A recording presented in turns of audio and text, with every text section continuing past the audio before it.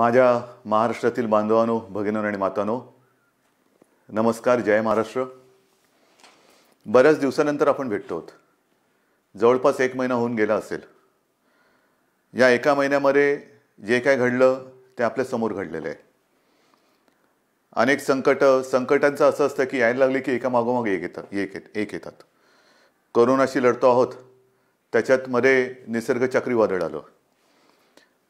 आपण सर्व किनारपट्टीतली लोक श्वास रोखून बघत होतो की हे वादळ नेमकं कुठे धडकणार. रायगडमध्ये ते धडकलं आणि त्याची नंतर जी काय मी पाहणी केली त्या वादळाची भीषणता भयानक होती. जे त्या वादळाच्या तडाख्यात सापडले नशिबाने वाचले असं मी म्हणेन, पण त्याचबरोबरीने आपल्या शासन यंत्रणेने सुद्धा खूप चांगलं काम केलं. मनुष्यहानी किंवा प्राणहानी, जीवितहानी कमीत कमी कशी होईल यासाठी सतर्कता दाखवली. एक सुद्धा कोळी बांधव किंबहुना एक सुद्धा मच्छीमारी करणारी बोट आपण समुद्रात राहू दिली नाही. त्याने वेळेमध्ये आपल्या घरात आणलं, सुरक्षित जागी हलवलं आणि त्यामुळे प्राणहानी झाली, पण ती कमीत कमी ठेवण्यात आपल्याला काही प्रमाणात यश आलं. आर्थिक नुकसान तर झालेलं आहे. मोठी मोठी झाडं उन्मळून पडलेत, फळबागा उद्ध्वस्त झालेल्या आहेत, घरांची छपरे उडून गेलेले आहेत. नुकसान अतोनात झाले, पण त्या अतोनात नुकसान म्हणजे विजेचे खांब सुद्धा उन्मळून पडलेले आहेत. या नुकसानीमध्ये आपण हेही पाहिलं की सरकार खंबीरपणाने या सर्व किनारपट्टीतल्या कोकणवासियांच्या आणि जिथे जिथे हे वादळ पुढे सरकलं, ज्यांचं नुकसान झालं त्या सगळ्यांच्या पाठी खंबीरपणे उभं आहे. या गेल्या काही दिवसात काय झाले, एक तर आपण असे भेटू शकत नाही आहोत. हा विकास म्हणायचा का कल्पना नाही, पण प्रत्यक्ष भेटी होत नाहीत आणि असं भेटावं लागतंय. आणि पूर्वी आपण अनेक दिवसानंतर भेटल्यानंतर विचारायचो, काय रे कसा आहेस. मग जो तो आपापली दुःख असतील, व्यथा असतील, वेदना असतील एक बाजूला ठेवून भेटीत बोलायचं की मजेत आहे. आता सगळ्यांची परिस्थिती तीच आहे. कसे आहात, जसे तुम्ही आहात तसेच आम्ही आहोत. सगळे घरातच आहोत. सगळं काही ठप्प आहे, संपूर्ण जग ठप्प आहे आणि या संकटाचा सामना आपण करत आहोत. आज मी आपल्याशी बोलताना परवा 1 तारीख आहे. ही 1 तारीख आषाढी तर आहेच, पण जे आपल्यासाठी डॉक्टर्स योद्धे बनून लढत आहेत त्यांचा डॉक्टर्सचा राष्ट्रीय डॉक्टर दिन आहे. त्या सगळ्यांना मी त्यांचं कौतुक करतो, त्यांना धन्यवाद देतो. आणि तुम्ही जी लढाई लढतात आमच्यासाठी, त्याच्यात आम्ही सुद्धा तुमच्यासोबत आहोत. तुमच्यासोबत तुम्हाला आम्ही सहकार्य करतो आहोत आणि करू हे एक वचन त्यांना देतो. डॉक्टर दिनाबरोबर आपल्या राज्याचे माजी मुख्यमंत्री वसंतराव नाईक त्यांचाही जन्मदिवस आणि हा सप्ताहच आपण शेतकरी सप्ताह म्हणून साजरा करतो.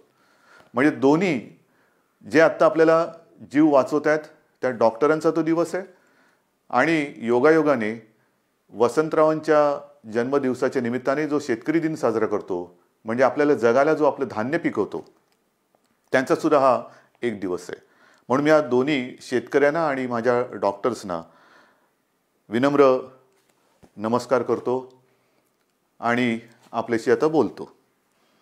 साहजिकच आहे 30 तारखेपर्यंत हा लॉकडाऊन आहे. माननीय पंतप्रधानांनी 30 जूनपर्यंत हा लॉकडाऊन जाहीर केलेला आहे. 30 जून नंतर काय होणार, मी यापूर्वीच आपल्याला सांगितलेलं आहे की आता लॉकडाऊन हा शब्द बाजूला ठेवायचा आणि हळूहळू आपण एक एक गोष्टी, सोयी सुविधा, सेवा ह्या उघडत जाणार. म्हणजेच 30 तारखेनंतर लॉकडाऊन उठणार का, तर अत्यंत स्पष्ट शब्दात नाही. मग काय होणार, असंच राहणार का, तर तेही उत्तर नाही आहे. आपण गेले 15-20 दिवस अनुभवतो आहोत.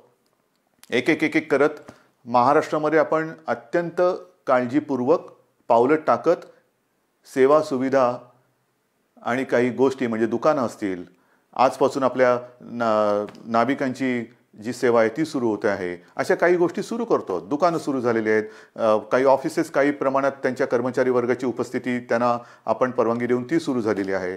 तर एक एक गोष्टी आपण सुरू करत चाललेलो आहोत. हे हळूवार का करतो आहोत आपण, याचं कारण अजूनही संकट नाही टळलेलं. एक गोष्ट नक्की लक्षात ठेवा की आपण जे मिशन बिगिन अगेन किंवा पुनश्च हरिओम म्हणून सुरुवात केलेली आहे, ह्याचा अर्थ धोका टळलेला नाही, पण आपण थोडंसं कात्रीत सापडलेलो आहोत. ज्याला म्हणतात ना, इकडे आड आणि तिकडे विहीर. आपल्याला इथेही पडायचं नाही आणि तिथेही पडायचं नाही, मधोमध बरोबर आपला तोल सांभाळून हे संकट पार पाडायचं आहे, संकटाचा काळ हा पार पाडायचा आहे. आणि म्हणून केवळ आणि केवळ अर्थचक्राला एक गती द्यायला आपण सुरुवात करण्यासाठी म्हणून एक एक गोष्टी आपण उघडत चाललेलो आहोत. एखादी गोष्ट उघडली म्हणजे धोका टळलाय, आता आपण बिनधास्त, अजिबात नाही. कृपा करून तशा गैरसमजात, तशा भ्रमात राहू नका, कारण तसं जर का आपण वागू तर करोना आवासून बसलेलंच आहे. आपण करोनापासून वाचण्यासाठी घरात राहा म्हणून तुम्हाला मी सांगितलेलं आहे. अनावश्यक कामासाठी बाहेर पडू नका. आवश्यक असेल तेव्हा आणि तेव्हाच घराबाहेर पडा, हे माझं आजही सांगणं आहे. तुम्ही म्हणाला, अरे हा काय आलं की नुसतं आपलं काळजी काळजी आणि काळजी.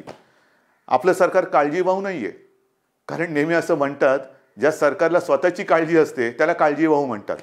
हे सरकार तुमचं आहे, मजबूत आहे आणि तुमची महाराष्ट्राची काळजी घेणारं हे सरकार आहे. आणि म्हणून माझं कर्तव्य आहे की तुम्हाला धोक्यापासून सावध करणं.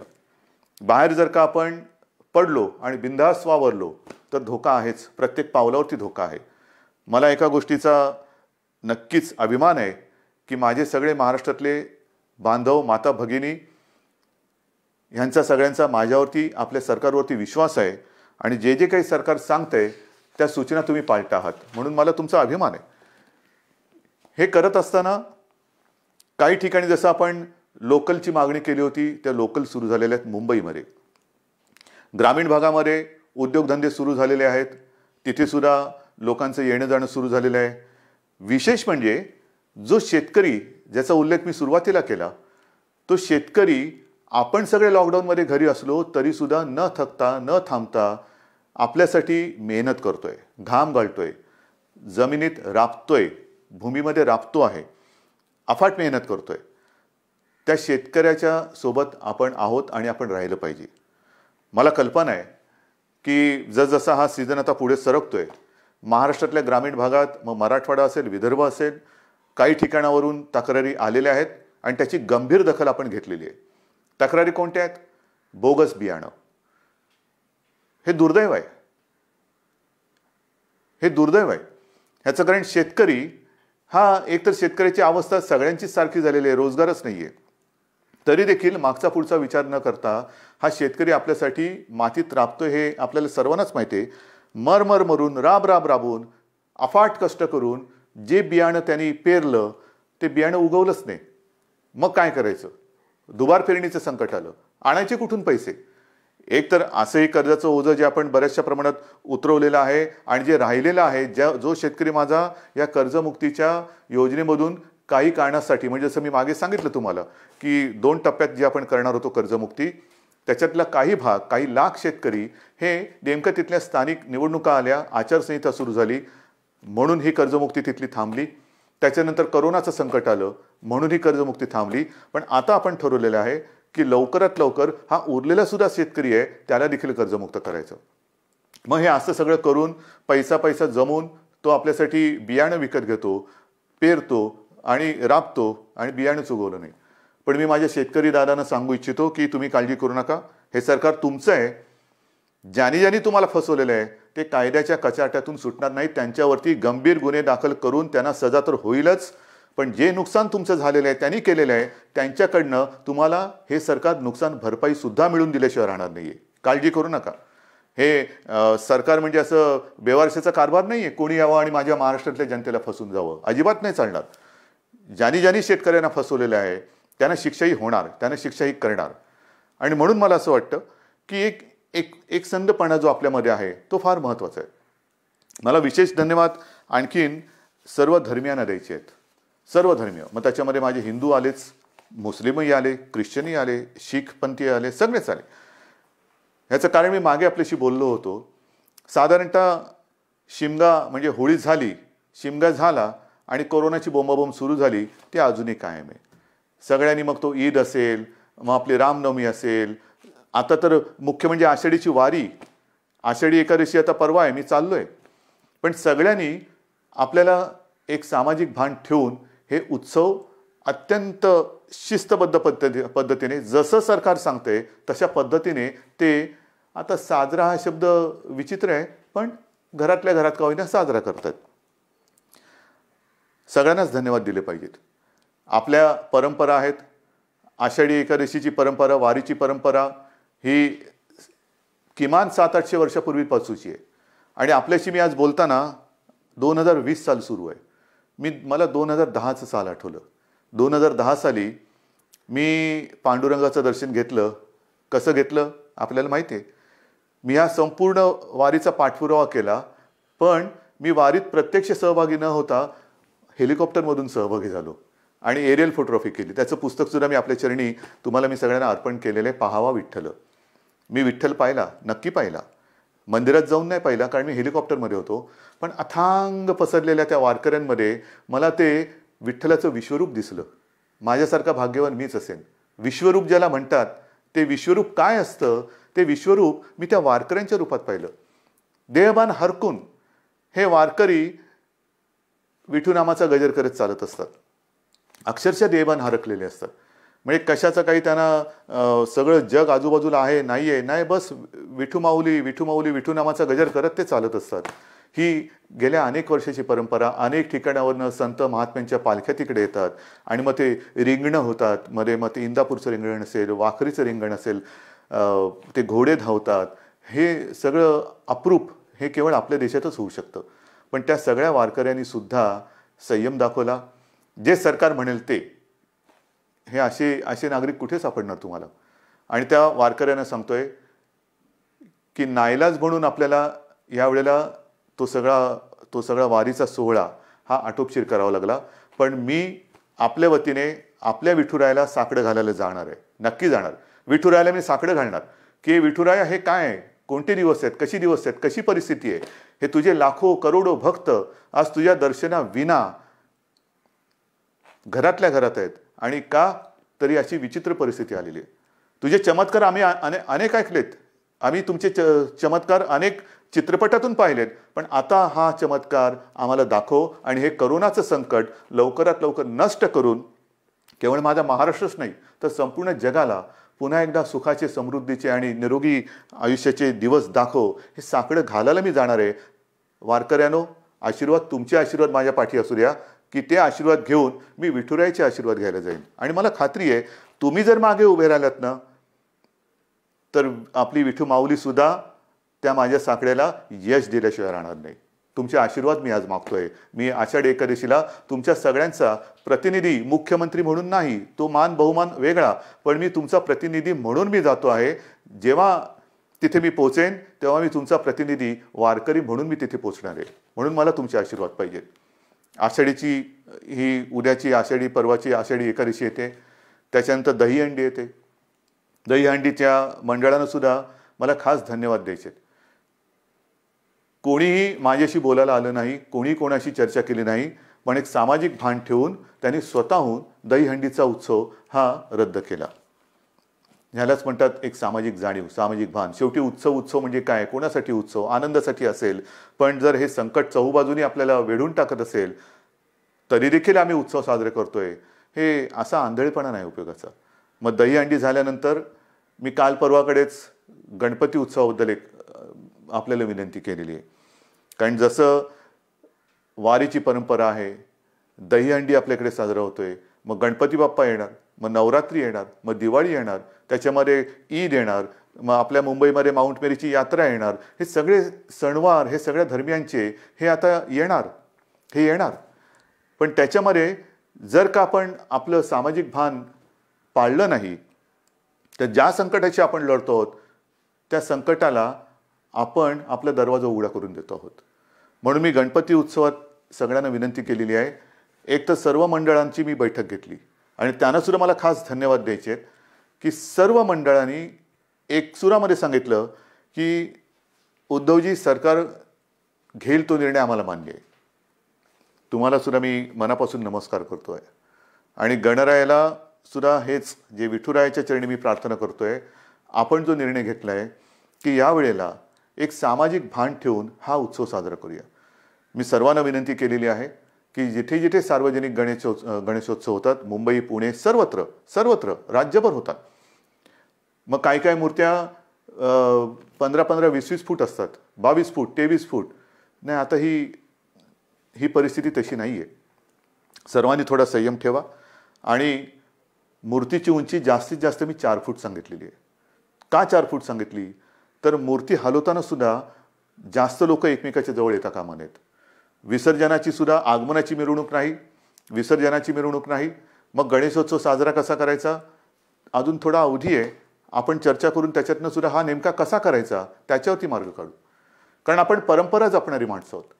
ज्या लोकमान्यांनी त्या काळात स्वातंत्र्यपूर्व काळामध्ये घरातला गणपती त्यांनी बाहेर आणला, कारण स्वराज्य त्याच्यासाठी लोक एकत्र आली पाहिजेत. म्हणजे त्यांनी सणांची चळवळ केली. आपण चळवळीचा वारसा घेऊन पुढे जायचं आहे. त्या चळवळीमध्ये सगळी लोक एकत्र आली, एकोपा वाढला. आता सुद्धा तो एकोपा कायम आहे.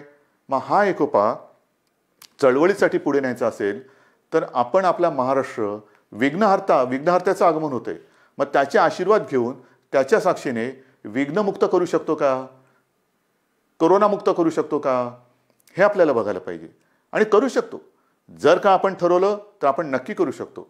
आरोग्यविषयक जर का आपण शिबिरे घ्यायचं ठरवलं, मध्ये मी जसं आपल्याला सांगितलं की रक्ताचा तुटवडा आल्यानंतर रक्तपुरवठा किंवा रक्ताचा साठा कमी होता, तेव्हा मी 2 वेळा आवाहन केलं की रक्तदान करा.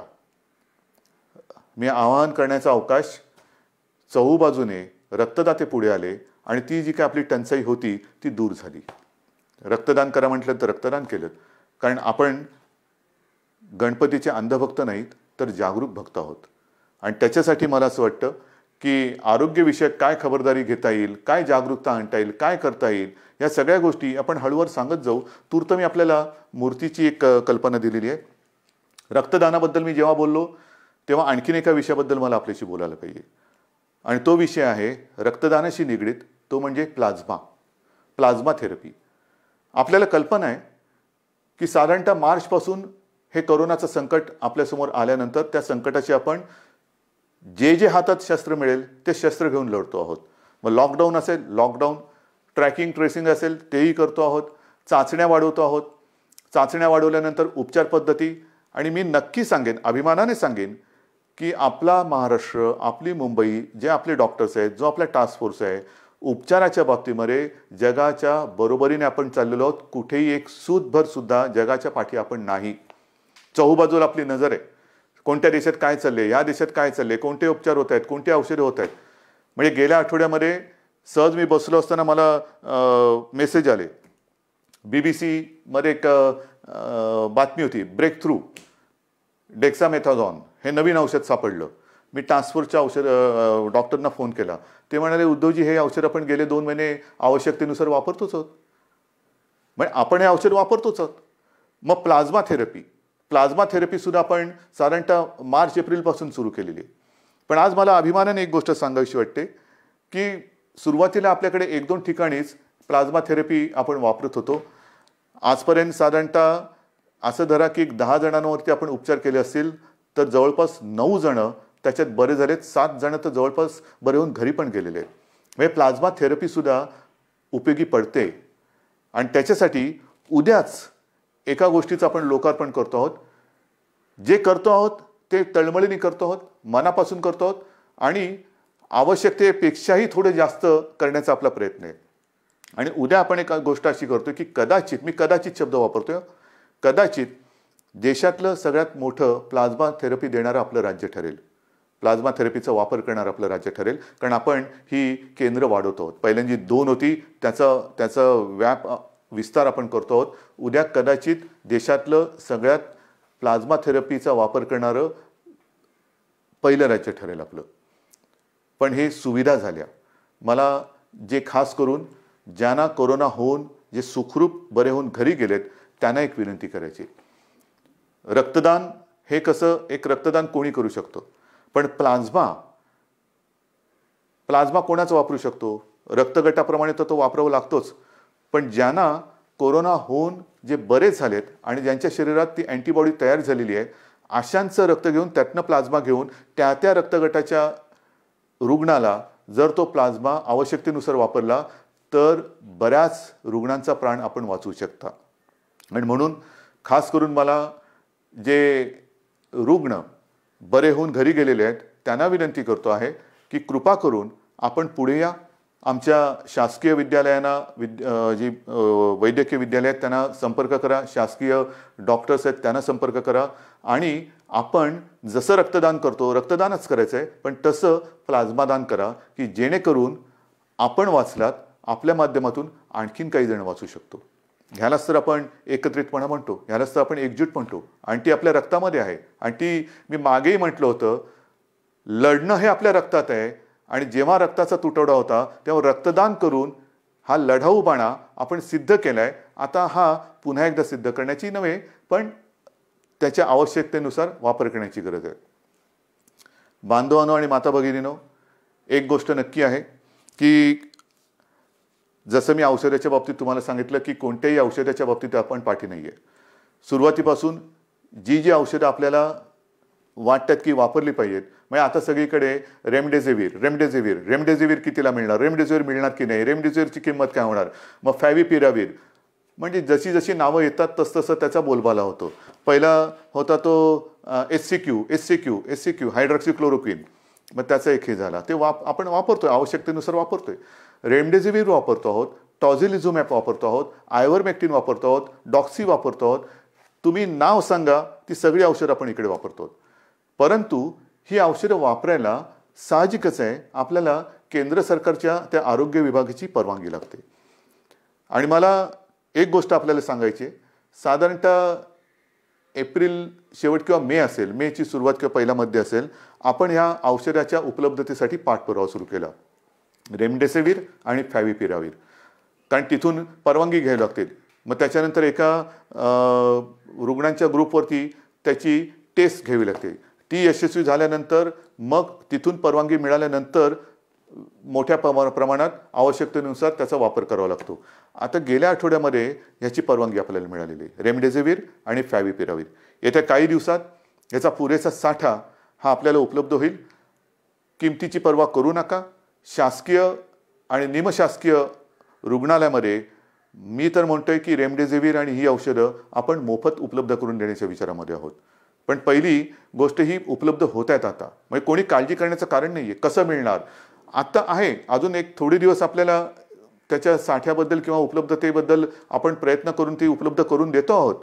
पण एकदा का हा साठा आपल्याकडे किंवा ज्याला म्हणतो ना पुरवठा व्हायला लागला की त्याचा कुठे मी तुटवडा पडू देणार नाही, ही तुम्हाला मी खात्री देतोय. रुग्णांची संख्या वाढणार. तुम्ही म्हणणार वाढणार म्हणजे काय, नाही तसं नाही आहे. ह्याला दोन गोष्टी आहेत. आपण अर्थचक्राला गती देण्यासाठी काही गोष्टी हळूहळू मिशन बिगिन अगेन म्हणून सुरुवात केलेली आहे. ये जा वाढली, भेटणं वाढलं, संपर्क वाढला. आणि तो संपर्क वाढल्यानंतर साहजिकच आहे रुग्णांची संख्या ही सुद्धा वाढत चाललेली आहे. पण ही रुग्णांची संख्या वाढत असताना आपण टेस्टची संख्यासुद्धा वाढवतो आहोत आणि ती वाढवलेली आहे. म्हणून आता रुग्ण येण्याची वाट न बघता आपण व्हायरस पोचायच्या आत तिकडे पोहोचण्याचा प्रयत्न करतोय. चेस द व्हायरस ही एक नवीन संकल्पना मुंबईत सुरू केली, ती संपूर्ण राज्यभर आता आपण राबवत आहोत. Chase the virus. आणि त्याच्यासाठी रुग्णांची संख्या जरी वाढत असली तरी आपल्याकडे आरोग्य सुविधाही आपण वाढवत आहोत. औषधांची सुद्धा कुठेही टंचाई होणार नाही. औषधोपचार ते सुद्धा वाढवत आहोत. पण या निमित्ताने मला पुन्हा एकदा काही डॉक्टर्स जे आहेत, ज्येष्ठ डॉक्टर्स, मी समजू शकतो प्रत्येकाला जीवाची काळजी असतेच, पण काही ज्येष्ठ डॉक्टर्स जे 55-60च्या वरती आहेत पण अनुभव आहे त्यांना, 55-60च्या वरती आहेत आणि ज्याला आपण म्हणतो की हाय रिस्क, म्हणजे ह्या डॉक्टर्सना सुद्धा त्यांना सुद्धा सकाळ दुपार संध्याकाळ रात्र 24 तास ही रुग्णांची काळजी आहेच. तर त्यांना सुद्धा इतर काही व्याधी किंवा विकार आहेत, म्हणजे डायबिटीज असतील, किडनीचे विकार असतील, समजा दुसऱ्या काही आणखीन गोष्टी असतील, तर ते सुद्धा थोडेसे घाबरून हॉस्पिटलमध्ये जात नाही आहेत. मी त्यांना नम्रपणाने विनंती करतोय की आपण काळजी करू नका.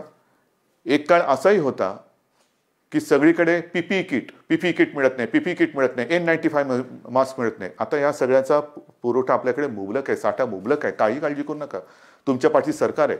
जे तुमच्या सुरक्षेसाठी आवश्यक आहे ती संपूर्ण खबरदारी घेण्याची तयारी सरकारची आहे. कारण आपण कोविड योद्धा म्हणायचं आणि त्याला बिना शस्त्रांनी पाठवायचं असं अजिबात होणार नाही. पण आज आपली गरज आहे, महाराष्ट्राला गरज आहे, आपल्या अनुभवाची गरज आहे. कारण अनेक ठिकाणी आपण ज्येष्ठ डॉक्टरांची एक अनुपस्थिती हे अनुभवतो आहोत. म्हणून मी सगळ्यांना विनंती करतोय की आपण जिथे जिथे असाल, हॉस्पिटलमधले असाल हॉस्पिटलमध्ये जा, खाजगी आपले दवाखाने क्लिनिक असतील कृपया सुरू करा. ज्या ज्या गोष्टीची आपल्याला उपकरणांची आवश्यकता असेल ती सरकारकडनं आपल्याला दिली जाईल. तुम्ही त्याच्यात अजिबात काळजी करू नका. तुम्हाला जे जे पाहिजे ते पुन्हा मिळेल, ते पूर्ण मिळेल. अशा पद्धतीने आपण एका बाजूला आरोग्य सुविधा वाढवत चाललेलो आहोत, एका बाजूला टेस्टची संख्या वाढवत चाललेलो आहोत, टेस्टची केंद्र वाढवत चाललो आहोत. आता तर काही अँटीबॉडी आणि अँटीजेन टेस्ट करण्याचे रॅपिड किट येत आहेत, तेही मोठ्या प्रमाणावरती आपण घेतो आहोत की ज्याचा एक प्राथमिक जो आपल्याला गाईड करू शकतो, मार्गदर्शक ठरू शकतो की कोणाला हा कोरोना होऊन गेला आहे का, त्याच्याबद्दल एक माहिती मिळते आणि साधारणतः निगेटिव्ह पॉझिटिव्ह ह्याच्याबद्दल एक गाईडलाईन मिळते आणि मग आपण त्या पद्धतीने त्याला वेगळं करून उपचार सुरू करू शकतो. तर ह्याही टेस्ट आपण करतो आहोत. ह्याचं कारण असं की आता पावसाळा सुरू झालेला आहे. पावसाळा सुरू झाल्यानंतर नवीन अंकुर येतात, कोंब येतात, पालवी फुटते, हिरवगार होतं, सगळं हिरवे हिरवे गार गालीचे सगळीकडे पसरलेले दिसतात. फार सुखद असं दृश्य असतं. पावसाळा जसं एक नवीन जीवन घेऊन येतो तसंच प्रत्येक ऋतू हा त्याचे काही चांगले आणि काही विचित्र गोष्टी घेऊन येत असतो. पाऊस म्हटल्यानंतर ह्या 2-3 बैठका गेल्या काही दिवसात झालेल्या, त्याच्या आधी झालेलं जसं निसर्ग चक्रीवादळ आलं त्याच्या तयारीची बैठक, जास्त पाऊस पडणार आहे का, मग कुठल्या भागात पडणार आहे, पूर येऊ शकतो का, त्याची तयारीची बैठक. म्हणजे पाऊस आला, आनंद हा घेऊन येतो, नवजीवन घेऊन येतो, पण कुठेतरी नैसर्गिक आपत्ती घेऊन येतो. पूर आला नाही तरी काही ठिकाणी अतिवृष्टीमुळे इतर रोगराई येते. मग त्याच्यात मलेरिया आला, डेंग्यू आला, लेप्टो आला, डायरिया आला, सर्दी खोकला आला आणि त्याच्यासोबत कोरोना आहे. मग काय करणार, ह्याची सुद्धा तयारी आपली सुरू आहे. पण मला आपल्याला खास करून शहरी भागात राहणारी जी लोक आहेत त्यांना सांगायचं, मग मुंबई, पुणे, नाशिक सगळीकडे, संभाजीनगर आहे, नागपूर आहे, सगळीकडेच, की या वेळेला आपले सगळे कर्मचारी ह्या कोरोनाच्या लढाईमध्ये आहेत. अफाट मेहनत करतात, साफसफाई करतात, नाले सफाई होते, सगळं साफसफाई होते. पण आता थोडी स्वतःची काळजी मी 1-2 वर्षापूर्वी सुद्धा, किंवा मला असं वाटतं तेही त्याला 7-8 वर्ष झाली असतील, विशेषतः तेव्हा मुंबईपुरतं मी बघत होतो. आता तर माझा महाराष्ट्र, तुम्ही सगळे माझे सोबती आहात, मला संपूर्ण महाराष्ट्र बघायचं आहे. सांगण्याची गोष्ट काय की हे जे दिवस असतात ते मलेरिया आणि डेंग्यूचे असतात. आणि हा डेंग्यू असा विचित्र आहे की एक कोका कोलाच्या बाटलीचं बुच असं उपडं पडलेलं असेल आणि त्याच्यात तेवढं बुचभर जरी पाणी असलं तरी त्याच्यात सुद्धा डेंग्यूच्या आळ्या होऊ शकतात. अंड कुठे अर्धवट पडलेलं, फुटून पडलेलं आहे, टायर पडलेले असतात, हे फार धोकादायक. त्याच्यानंतर प्लास्टिकचं कवर असतं, त्याच्यात ते थोडेसे असे खळगे तयार होतात, त्याच्यात पाणी साठतं. नारळाच्या त्या काय त्याला म्हणतात कवट्या, त्याच्यात पाणी साठतं. झाडांच्या फांद्या तुटून ढोल्या तयार झाल्या असतात, त्याच्यात पाणी साठतं आणि त्याच्यात सुद्धा डेंग्यू होऊ शकतं. तर आपल्याला आपला परिसर स्वच्छ ठेवायचा आहे. कुठेही पाणी साठू देऊ नका. एअर कंडिशनच्या खाली, त्याच्यानंतर फ्लॉवर पॉटमध्ये, अनेक घरामध्ये फेंगशुई त्याच्यासाठी जे काय झाडं लावली जातात त्याच्यामध्ये पाणी असतं, त्याच्यात डेंग्यूच्या आळ्या होऊ शकतात. तर ह्या सगळ्या गोष्टींपासून आता आपल्याला खबरदारी घ्यायला पाहिजे. कारण एका मागोमाग एक संकटाची मालिका ही आपल्याला आता तोडायलाच पाहिजे. मी तुम्हाला ह्या सगळ्या काळज्या घ्यायला सांगतोय कारण एक आपुलकीने सांगतोय, प्रेमाने सांगतोय की काय करावं, काय करू नये. आज सुद्धा मी जेव्हा बघतोय की अनेक ठिकाणी, मुंबईत असो, शहरात असो, पुण्यात असो, ग्रामीण भागात असो, काही ठिकाणी अरे आता झालं सगळं. नाही, झालेलं काही नाही आहे, झालेलं काही नाही आहे. भाजीवाले बसलेत, तिकडे सुद्धा गर्दी होते, तोंडावरती मास्क नाही, हात कुठेही लावतायत, चेहऱ्याला हात लागतायत. आपणहून कोविडला बळी पडू नका, आपणहून पडू नका. ह्या ज्या प्राथमिक ज्या काही गोष्टी आहेत ना, ह्या जर का आपण पाळल्या, म्हणजे बाहेर फिरताना तोंडावरती मास्क लावणं, एकमेकांपासून अंतर ठेवणं. मी सुरुवातीला सांगितलं होतं की मॉर्निंग वॉकला आपण परवानगी दिलेली आहे, सकाळचा व्यायाम करायला परवानगी दिलेली आहे. तो आरोग्यासाठी दिलेली आहे, आरोग्य सुदृढ व्हावं म्हणून दिलेले आहे, आजाराला बळी पडण्यासाठी नाही आहे. तर ह्या काही गोष्टी ह्या आपल्याला पाळाव्या लागतील. जशा काही गोष्टी आपण ओपन करत चाललेलो आहेत तशा ह्या केसेस वाढत आहेत. आणि काही ठिकाणावरून माझ्याकडे विचारणा होते की आम्हाला ह्या भागामध्ये पुन्हा लॉकडाऊन करण्याची परवानगी द्या. लॉकडाऊन करायचं का? मी आपल्याला प्रश्न विचारतोय, करायचं लॉकडाऊन? कारण हे तुम्ही ठरवायचे. जर गरज नसताना बाहेर पडलात आणि गर्दी केली आणि केसेस वाढायला लागल्या तर पुन्हा ये रे माझ्या मागल्या. मग एक एक गोष्टी आपण पुढे पाऊल टाकताना पुन्हा मागे नाही यायचं आता. म्हणून लॉकडाऊन करायचं की नाही ह्याचा निर्णय आता मी तुमच्यावर सोपवतोय. जर मला असं वाटलं की गर्दी वाढते, केसेस वाढत आहेत, तर मी प्रशासनाला सांगितलेलं आहे की अशा ठिकाणी जर का आवश्यकता वाटली, शक्यतो नको पण आवश्यकता वाटली तर मग पहिल्यासारखा लॉकडाऊन करण्याची गरज तिकडे पडू शकते. कारण कोरोना हा व्हायरस वस्त्या, एक एक वस्ती, जसं काही ठिकाणी तो शिखरावरती पोचला, खाली आला, पण वस्ती बदलली. काही ठिकाणी जिकडे अजून प्रादुर्भाव नाही आहे तिकडे सुद्धा गाफील राहून नाही चालणार. तर ह्या अशा काही काळज्या घेऊन आपल्याला ह्या पुढच्या काळाची वाटचाल करायची. दरम्यान मी तुम्हाला सांगितलं की शेतकऱ्यांसाठी सुद्धा कर्जमुक्तीची योजना जी थोडी काही भागात अपूर्ण राहिली ती आपण पूर्ण करतोय. बोगस बियाण्यामुळे फसले गेलेले शेतकरी त्यांच्या पाठीशी आपण उभे राहतो. आता 30 जूनला प्रधानमंत्री गरीब कल्याण योजना ह्याच्यामध्ये खास करून जे भगवं रेशन कार्ड ह्यांना अन्नधान्य देण्याची जी योजना आहे तिची मुदत संपते. बिना रेशन कार्ड म्हणजे ज्यांच्याकडे रेशन कार्ड नाही त्यांना अन्नधान्य देण्याची योजना संपते. मी गेल्या 8-10-15 दिवसापूर्वी जेव्हा प्रधानमंत्र्यांची व्हिडिओ कॉन्फरन्स होती तेव्हा स्वतः ही मागणी केलेली आहे की 30 तारखेला ही मुदत संपते, धान्य देण्याची मुदत संपते आहे, कृपा करून आणखीन 3 महिन्यासाठी आम्हाला वाढवून द्या. कारण अजूनही हे संकट गेलेलं नाही, उलट केसेस वाढत आहेत. त्याच्यामुळे ही भगवं रेशन कार्ड असेल किंवा ज्यांच्याकडे रेशन कार्ड नाही यांना धान्य देण्याची जी काही योजना आहे प्रधानमंत्री गरीब कल्याण योजना ती आणखीन आम्हाला 3 महिने वाढवून द्या हे मी पंतप्रधानांकडे सांगितलेलं आहे. मला खात्री आहे की त्यांना सुद्धा व्यवस्थित सगळ्याची कल्पना आहे आणि ही कल्पना असल्यानंतर लवकरात लवकर आपल्याला त्याच्याबद्दल परवानगी मिळेल ही मला खात्री आहे. हे सगळं झालं चित्र हे आरोग्यविषयक. अर्थचक्राच्या बाबतीमध्ये आपण खचून गेलेलो नाही आहोत. मला एका गोष्टीचा अजून एक अभिमान आहे, नक्कीच आहे, की गेल्या 15 दिवसात महाराष्ट्राने जवळपास 16,000 कोटींचे सामंजस्य करार काही विदेशी कंपन्यांसोबत केलेले आहेत. 16,000 कोटी ही एक फार आपली जमेची बाजू आहे.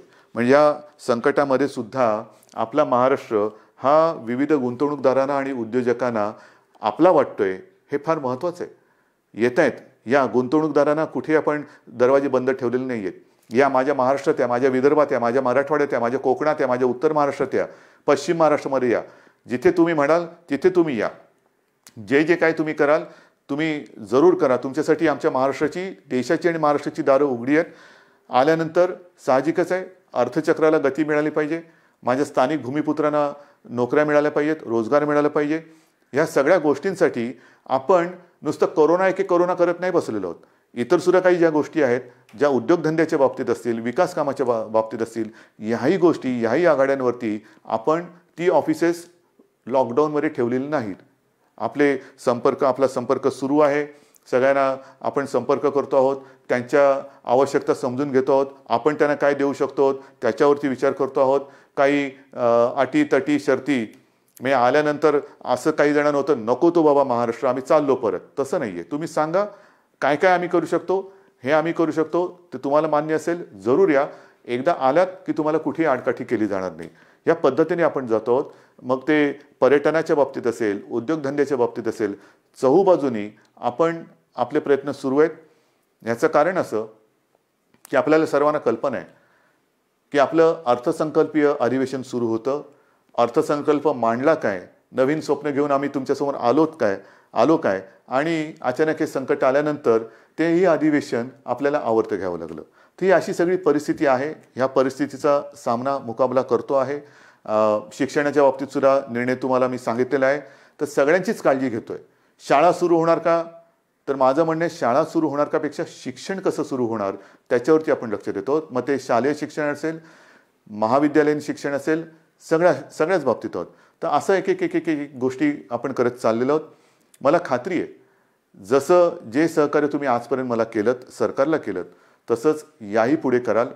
जे जे काय आपण करू ते मी तुम्हाला आधीच सांगितलेलं आहे की तुम्हाला न सांगता मी काही करणार नाही. लॉकडाऊन हा शब्द जरी मी वापरत नसलो तरी याचा अर्थ आपण परवापासून सगळं काही उघडतो आहोत असा समज करून गैरसमज करून घेऊ नका. आज देखील आपल्याला उलटं आज जास्त शिस्तीची गरज आहे. कारणाशिवाय बाहेर पडू नका. कारण आपण असं म्हणतो की ज्येष्ठ नागरिक म्हणजे घरातले आई वडील कोणी ज्येष्ठ सगळे आपले कुटुंबीय त्यांची काळजी घ्या, मुलांची काळजी घ्या आणि तरुणांनो बाहेर पडा. ह्याचा परिणाम असा होतोय की तरुणसुद्धा आता संक्रमित व्हायला लागलेले आहेत. आणि बऱ्याच ठिकाणी आजही म्हणजे आजसुद्धा एक गोष्ट चांगली आहे की 80% लोकांना लक्षणच दिसत नाही. पण लक्षण दिसले नाहीत ह्याचा अर्थ त्याला प्रादुर्भाव झाला नाही अशातला भाग नाही.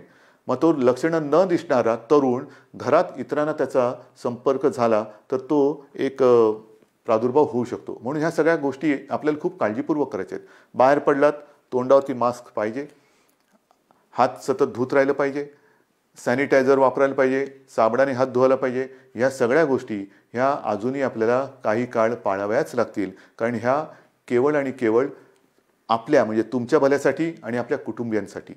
आणि दुसरी गोष्ट अशी की मगाशी मी जे डॉक्टर्सना विनंती केली ती एवढ्यासाठी की ज्येष्ठ डॉक्टर्सना मी विनंती केली की आपण स्वतः जाणीवपूर्वक जातीने लक्ष द्या. कारण ही साथ विचित्र आहे. कारण तो रुग्ण त्याचे कुटुंबीय तुमच्या ताब्यात देत असतात. ते कुटुंबीय त्याला भेटू शकत नाहीत. पण केवळ आणि केवळ तुमच्या भरोश्यावरती घरातली प्रिय व्यक्ती ही तुमच्या ताब्यात ते सोपवत असतात. तर त्यांच्याकडे आपण आपुलकीने प्रेमाने लक्ष द्या. आपण आपल्या कुटुंबातला म्हणून त्यांच्याकडे बघा. एक ही जर का आपली जवळीक साधली गेली ना तर माझं मत आहे की करोना वगैरे असंच निघून जाईल. तर हा जो काही दुरावा थोडा राहिला असेल भीतीपोटी ती भीती तुम्ही सरकारवरती सोपवा. तुम्हाला काय उपकरणं पाहिजे ती सांगा, सरकार तुम्हाला देईन. पण आता ह्या अंतिम टप्प्यात आपल्याला हे युद्ध अर्धवट सोडून चालणार नाही. इथपर्यंत आपण लढत आलेलो आहोत. आता जर का आपण गाफील राहिलो तर मग पुढे आपण जाऊ शकत नाही. अजूनही संकट टळलेलं नाही, धोका टळलेला नाही. पण हा धोका पत्करून जे करता येणं शक्य असेल त्या गोष्टी आपण हळुवारपणाने उघडत चाललेलो आहोत. लॉकडाऊन पुन्हा करण्याची वेळ येऊ नये आणि त्याच्यासाठी आपलं सहकार्य जसं आजपर्यंत सरकारला मिळालं तसंच ते यापुढे सुद्धा मिळेल अशीच अपेक्षा आणि विश्वास व्यक्त करून मी आपली रजा घेतो. जय हिंद, जय महाराष्ट्र.